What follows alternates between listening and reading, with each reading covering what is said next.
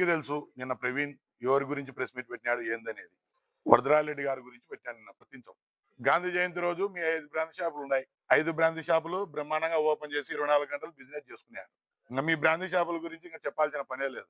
నీళ్లు మద్యం 2 కలిపి అన్ని చోట్ల కల్తీ మద్యం అమ్ముతారు. కనుక గోవాకు అందరినీ గ్యాంబ్లింగ్ కు పిలుచుకొని పోయి ప్రొద్దుటూరు జూదగాళ్ళు అందరికీ తెలుసు ప్రవీణ్ ఏం చేస్తున్నాడో.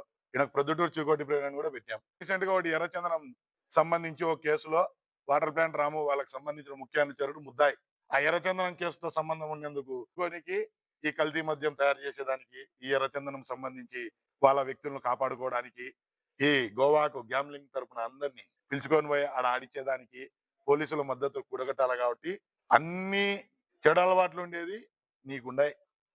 కేవలం పోలీసులను దువ్వుకొని ప్రెస్ మీట్ పెట్టి ఇవన్నీ వాళ్ళను ఏదో పొగుడుతా ఎస్పీ మంచోడు డిఎస్పీ మంచోళ్ళు దసరా సందర్భంగా చేసినాడని చెప్పి చెప్తున్నావే.